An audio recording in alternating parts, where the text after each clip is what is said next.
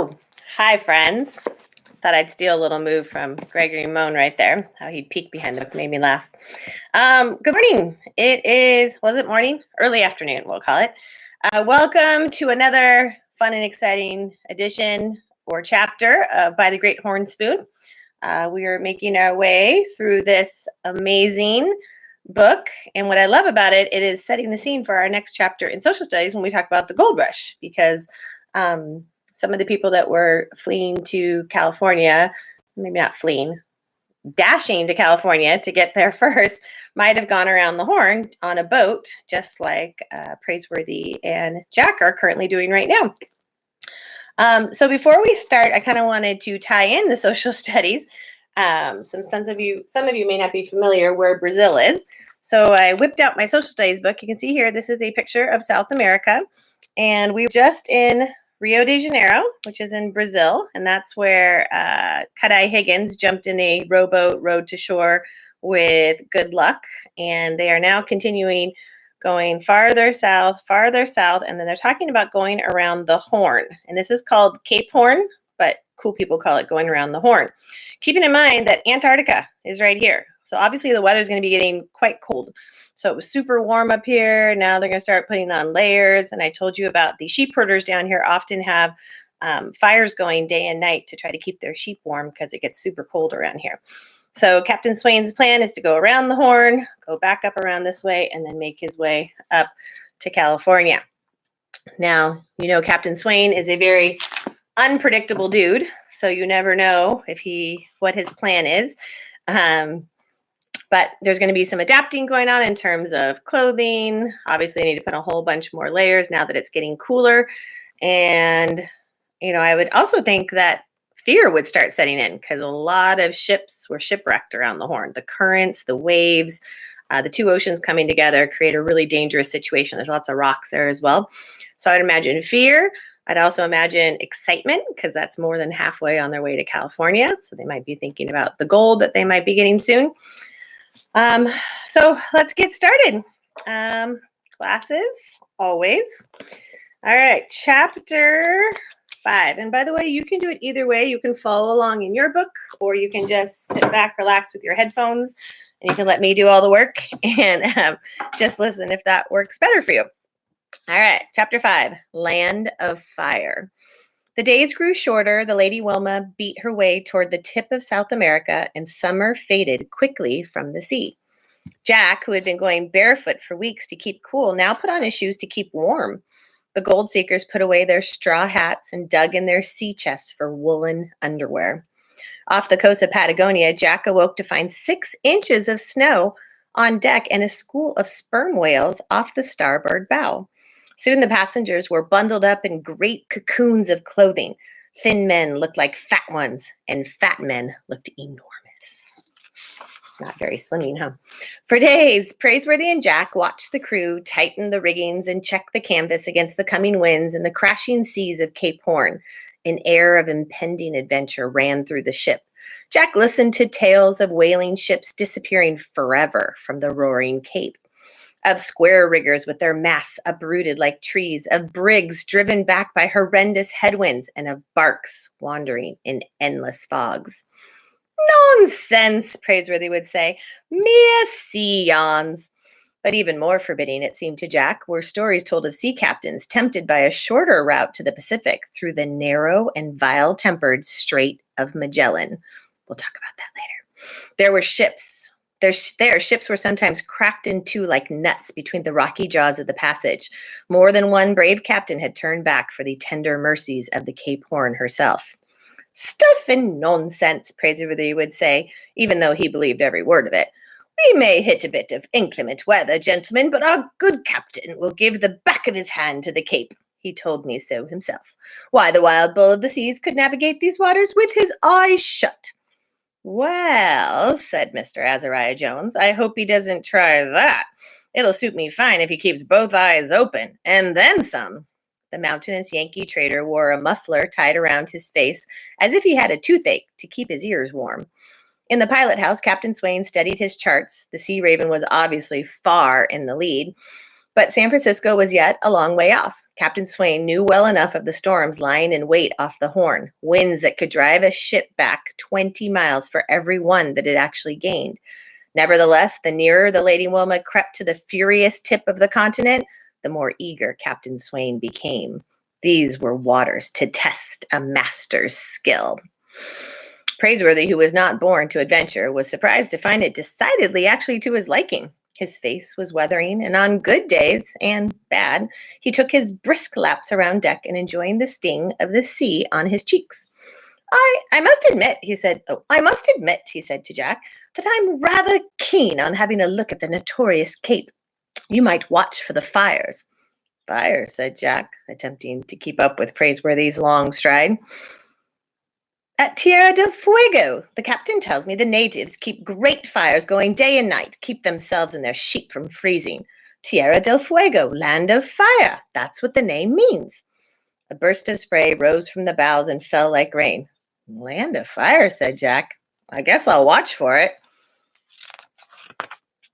Almost without warning, the first storm came roaring off the Arctic wastes and bore down on the paddle wheeler. The sun went out like a match. Long, shrieking winds loaded with hailstones struck the ship like buckshot. The oak wheel spun out of the hands of the quartermaster. The Lady Wilma went teetering over on her side, digging her ribs deep into the seas. So they're hitting really bad weather. Jack, who had just sat down to a bowl of chowder, saw the bowl fly off in one direction, the chowder in the other, and then a spoon in the third. I do believe we've arrived at the Horn, said Praiseworthy, hanging onto his bowler hat. Captain Swain lent a hand to the wheel, righting the ship and turning her bowsprit to the wind. In the main saloon, the gold seekers had been thrown together in a tangle of arms and legs. No sooner did they unravel themselves when another violent lurch of the ship knotted them back together again. The ship's bell rang in the wind. Howling blasts ripped off the tops of the waves. Riding the swells, the Lady Wilma seemed to climb halfway into the sky, only to drop with a crash into the troughs. Jack got wild glimpses of the sea through a porthole, if he was afraid, he was too busy hanging on to give it much thought. The side-wheeler burrowed into the storm. Seawater came rushing along the decks and slipped down the hatches like many waterfalls. Sailors in their stocking caps were busy everywhere, battening down the hatches and taking in every rag of canvas. A mere squall, said Praiseworthy, holding on to a post with the hook of his black umbrella. Why, in these latitudes, this is considered a fine spring day, I do believe. The weather lasted more than a week. For a day or two, seabirds came out of the sky and rode on the yardarms. The gold seekers emerged from their cabins bruised and sleepless and hungry. Some said it was harder to eat than sleep, and others said it was harder to sleep than eat. But hardly had the seas calmed when another gale burst from the sky. Captain Swain no longer left the pilot house. The nights were now 16 hours long and the days a mere glimmer of light. The Lady Wilma continued westing, fighting for every foot of water. Her paddle wheels thrashed hour after hour and day after day. Being experienced hands, Praiseworthy and Jack helped keep the fire roaring in the furnace. Despite the crash and the thunder of the sea, the butler seemed unafraid, and Jack found comfort being at his side. Whale oil lamps flickered in the passageways day and night, and it was hard to tell one from the other. The nights were the worst. Jack's hammock swayed and the cabin walls swung. If Mr. Azariah Jones wasn't pitched out of his bunk, it was Dr. Buckby. More than once, Mountain Jim awoke to find them both sprawled across him. I've known grizzly bears that were a mite friendlier than this Billy B. hanged Cape Horn. Headwinds battled the paddle wheeler to a complete standstill, and Jack began to wonder if they would ever even reach the Pacific. The Lady Wilma was thrashing with all her steam to stay in one place. But then a calm would set in, like a great practical joke. The moment passengers began to snore in their cabins, fresh winds would swoop down and jerk the ship awake again. There'll be nothing to do but sleep when we reach the Pacific, Praiseworthy pointed out. The portholes were almost frozen over, and only once did Jack get a glimpse of land to the starboard side. Dark cliffs seemed to hang like draperies from the misty sky, and then the weather closed in again, and then they were gone. Do you think there's any chance we might catch up with the Sea Raven? Jack asked, hanging onto his hammock. We could pass within 100 yards of each other without even knowing it, Praiseworthy said. We can't get to San Francisco soon enough to suit me, said Mr. Azariah Jones. I hope we win, said Jack. I don't think Captain Swain has the slightest intention of losing, said Praiseworthy. For 37 days, the side-wheeler battered and rammed her way through crashing headwinds that attempted to drive her back. And then on a Tuesday morning, the sun broke out clear and sharp and hung like an ornament in the northern sky. One by one, the deck hatches opened and the gold seekers came out on deck as if some dark dungeon. Their eyes blinked in the unfamiliar brightness of the day. "We've made it!" yelled Mountain Jim, throwing down his yellow fur cap. "Boys, there's the Pacific Ocean." A yell went up around the ship, and Captain Swain leaned out of the pilot house. His beard had grown an inch. He gave a hearty wave and then came out on the paddle box with his long glass. After a moment of sweeping the seas, he stopped. "By grabs," he roared. "There she is, the Sea Raven, and she's astern of us." Another yell went up, and the gold seekers rushed to the afterdeck for a look. There was the Sea Raven, indeed, trailing far behind. It seemed to Jack the most exciting moment of his life. "A remarkable performance," but he was baffled, said Praiseworthy. It seemed hardly possible that the Lady Wilma had charged ahead against the furies of the past 37 days, and yet there stood the Sea Raven behind them as living proof. "I watched for the fire," said Jack, "but I never did catch sight of them, Praiseworthy." Suddenly, the butler's eyes lit up. "Why, Master Jack, you solved it!" "Solved what?" "You didn't see the fires of Tierra del Fuego because they weren't to be seen." "But you said—" "I mean to say the fires were there, but we weren't." At that moment, Captain Swain had joined the gold seekers on the afterdeck. Jack had never seen him with such a wide and merry grin glowing from the depths of his whiskers. So he's like, "I hope you gentlemen enjoyed your passage around the Horn," said the wild bull of the seas. "Captain," Praiseworthy said with a gleam in his eye, "Master Jack appears to be on to your little secret." "Oh, what's that?" "We haven't been around the Horn, sir." Captain Swain gave Jack a twinkling glance. "Oh, is that so, lad?" "All I said was," said Jack, "what he means is that you have pulled off a most daring piece of seamanship, sir," interrupted the butler.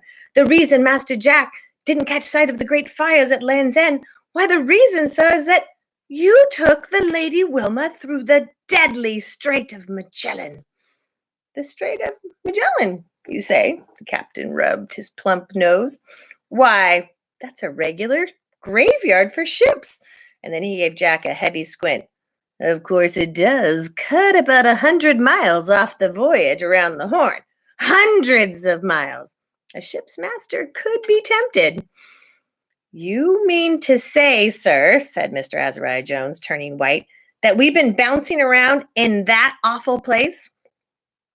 "I confess," chuckled the captain, "the lad here has found me out." Then he pointed to the Sea Raven. "Look at her, following us, gentlemen, like a chick running after her hen."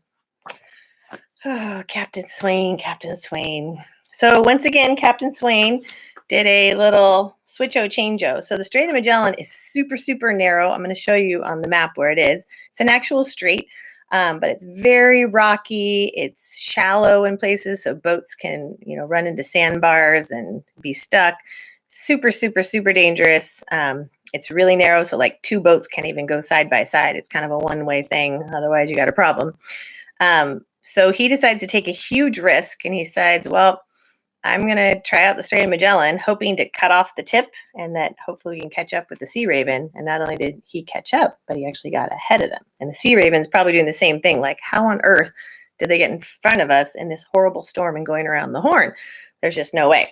So Captain Swain just thinks, he's so cool, and he pulled it off. And I think he wanted to tell everybody he pulled it off. So I think he was excited that Jack and Praiseworthy revealed his so-called secret. All right, so let me show you where Strait of Magellan is. So here's South America. Remember, we were in Rio de Janeiro. We're heading down along here. We're supposed to see the fires around here at the very tip. However, you can see where it says Strait of Magellan right there.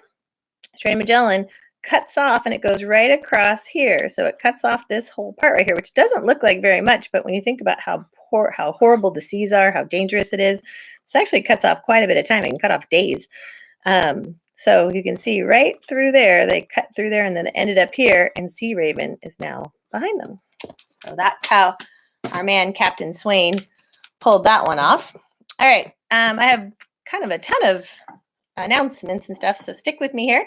Don't forget to do your questions and your miner's log, remembering to switch off between Praiseworthy and Jack. If you are in Miss Nogdave's class, we are going to be Zooming tomorrow at 1 o'clock, and we're going to be doing Great Hornspoon during our Zoom, so please bring these journals. We'll be sharing miner's log, and we'll also be reading, so bring both your book and your journal, and my class continue reading as normal. All right, announcements. So both classes, tomorrow is the Chapter 6 Social Studies test. I sent a link to your parents this morning. The link for the test is not live until 8 a.m. tomorrow morning, and the testing window is between 8 a.m. and 1 p.m. tomorrow. So that gives you, oh my gosh, can't even think right now, 8, 3, 12, 3 hours? No, longer. 9, 10, 12, 1, 5 hours. 5 hours to take the test, which should probably take you less than 30 minutes to take the test.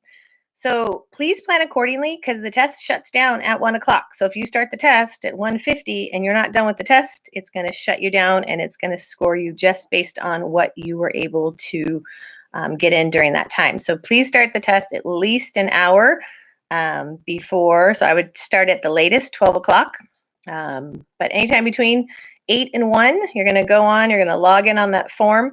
It does time you how long you take the test. It's not a time test, but it just gives me an idea of how long it's taking you to take the test, and to make sure that we're all being honest and we are not looking up answers or looking up in our chapter review packets. I would rather you do what your best is, even if your best is missing a couple. That actually is really good information for me to know what stuff we need to review and make sure that are solid so that you're ready for 5th grade.